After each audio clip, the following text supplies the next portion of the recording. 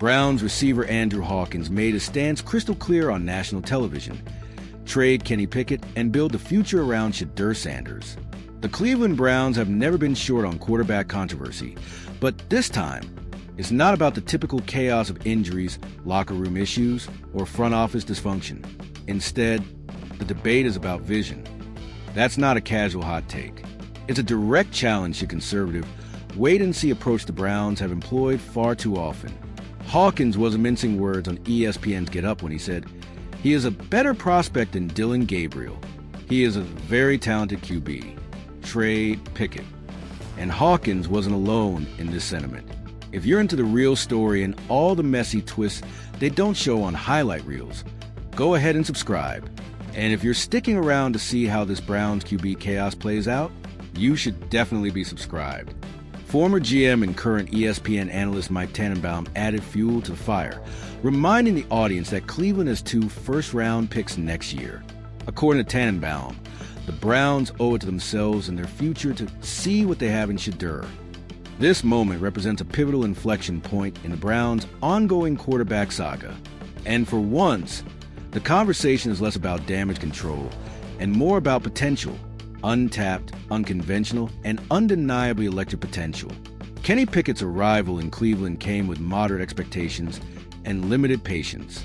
The former Steelers quarterback was brought in as a safety net, a transitional figure, someone who could hold the fort while the franchise evaluated its long-term options.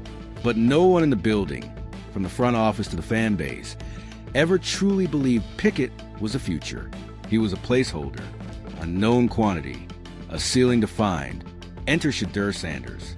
Not just a name, not just a legacy, an entirely new type of rookie quarterback. His arrival in Cleveland has been more cultural than transactional. Drafted in the later rounds, yes, but surrounded by outsized attention and expectations and excitement that far exceed his draft position. Because with Shedeur, it's not about where he was drafted, it's about what he represents. He's not just another QB prospect. He's a brand, a mentality, and, if Hawkins is to be believed, the best pure football option currently on the Browns roster. The fact that Sanders even fell to the later rounds is still seen by many as a glaring oversight, a decision clouded by media narratives, racial bias, and unfounded skepticism about his readiness. But now, in camp, surrounded by NFL talent and real-time competition, he's proving that he belongs. Andrew Hawkins' call to trade Pickett and invest fully in Shedeur is bold, but it's also practical. There's a logic to it. For one, keeping 3 quarterbacks, Pickett, Dillon Gabriel, and Sanders, on the same depth chart creates an environment ripe for confusion and divided loyalty. The QB room becomes less a meritocracy and more a minefield. If the Browns are serious about building long-term stability at the most important position in football, then commitment is not optional. Someone has to go, and in Hawkins' view, that someone is Kenny Pickett. What makes the argument more compelling is what's at stake. The Browns are uniquely positioned with not 1 but 2 first-round picks next season. That gives them rare leverage. They can afford to gamble now, because if it doesn't work out, they have the capital to reset. But if it does work, if Shedeur turns out to be everything his college tape, work ethic, and camp performance suggest, then they've not only found a franchise quarterback, they've found one on a rookie contract. Financially, the implications are massive.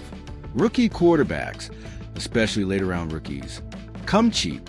That frees up tens of millions of dollars to invest in weapons, protection, and defense. In today's NFL, that's not just a luxury, it's a competitive advantage. Investing in Shedeur now could set the Browns up to dominate their division for years. Holding on to Pickett, by contrast, is simply maintaining the status quo. Functional, safe, and ultimately uninspiring. Then there's Dillon Gabriel. The former Oregon standout has his own strengths, mobility, experience, and a quick release. But as Hawkins pointed out, Shedeur is simply a better prospect. That's not a knock on Gabriel. That's an acknowledgement that Sanders possesses a unique combination of poise, deep ball accuracy, and command that most rookies don't exhibit. And unlike Gabriel, Shedeur has operated under immense pressure his entire college career, not just on the field, but off it, carrying the weight of being Deion Sanders' son, the face of Colorado football, and a media figure in his own right. The case for Shedeur doesn't rest on hype. It rests on substance. The argument to start Shedeur now is also rooted in timing.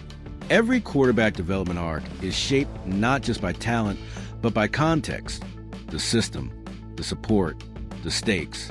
Right now, the Browns' offense is designed to be quarterback-friendly. They have a stout offensive line, a strong run game, and a rising core of receivers. This is not a rebuild. This is a team ready to win. That's the ideal environment to insert a talented but raw quarterback, because you're not asking him to be a hero. You're asking him to drive the car, not rebuild the engine. Hawkins' insistence that Pickett be traded is also about clarity, leadership, cohesion, a team divided between three quarterback personalities. Pickett's conservatism, Gabriel's aggressiveness, and Sanders' magnetism will struggle to rally, but a team that knows who it's following and why can bond around that identity. The locker room, for all the stats and strategy in the NFL, still runs on trust and belief, and the buzz around Shedeur is real. Teammates see his work ethic. They hear the way he communicates in the huddle. They feel his composure in scrimmages. That stuff can't be quantified, but it matters. And perhaps the most important element of this debate is the cultural impact. Shedeur isn't just a good quarterback. He's a unifying force. He represents something bigger than himself. In Cleveland, a city that has known heartbreak, turnover, and mediocrity at the quarterback position for decades, he offers something rare. Hope that doesn't feel naive. A future that doesn't feel manufactured. Mike Tannenbaum's strategic take complements Hawkins' passion. Tannenbaum, a former GM, understands that organizations must make hard decisions. You don't draft a kid like Shedeur Sanders, let him light up training camp, sell more jerseys than the entire AFC North combined, and then let him rot on the bench while you give recycled Pickett a dozen starts out of courtesy. You evaluate, you commit, you give the kid the keys. Because if you don't, someone else will. And if there's anything the NFL has taught us time and again, it's that the worst mistake you can make is to wait too long on a quarterback. Play it too safe. Cling to a bridge when the future is already on the roster. Ask the Jets about Aaron Rodgers. Ask the Bears about Justin Fields. Ask any team that thought one more year was the answer. The Browns don't have to make that mistake. Andrew Hawkins sees it. Tannenbaum sees it. The fans are beginning to see it. And perhaps most importantly, Shedeur Sanders sees it. But he's not asking for anything. He's just doing the work, letting the performance speak, letting the moment build. And if Cleveland listens, if they trade Pickett, streamline the depth chart, and give the reins to number 14, they might not just find their quarterback. They might finally find themselves. While Andrew Hawkins called to trade Kenny Pickett might have been seen as bold or premature by traditionalists, those familiar with the Browns' tortured quarterback history know it's not bold. It's necessary. The team has spent decades in a perpetual state of quarterback limbo, drafting high, hoping for flashes, and ultimately resetting after another failed experiment. From Tim Couch to Johnny Manziel to Baker Mayfield, each new era was supposed to be the one, only to collapse under weighty expectations and institutional indecision. But Shedeur Sanders doesn't fit that pattern, because he didn't arrive in Cleveland with expectations foisted on him by the front office or media hype. He brought his own. He brought belief, swagger, and structure, all of it self-generated, born out of the crucible of playing under the spotlight of Deion Sanders and carrying the Colorado Buffaloes through nationally televised trials. And that's what's changed the calculus. When players carry that kind of cultural weight, when they arrive with that rare combination of humility and headline power, they don't wait for permission. They force the conversation.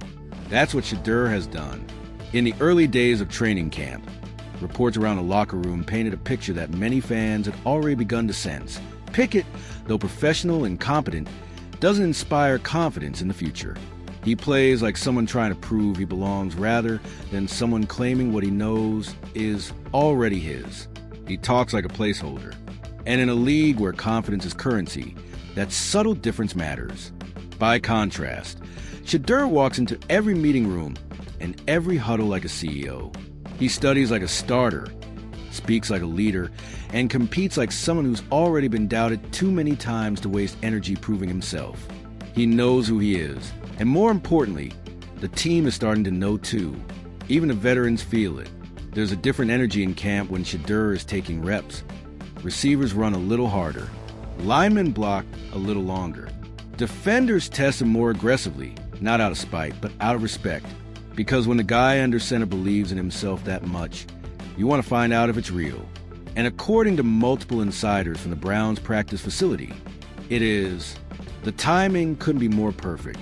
With Deshaun Watson's tenure in limbo and the front office looking to reset the team's image and direction, Shedeur offers not just a quarterback option. He offers a rebranding, a way to turn the page from the controversies, the awkward contracts, and the maybe next year narratives.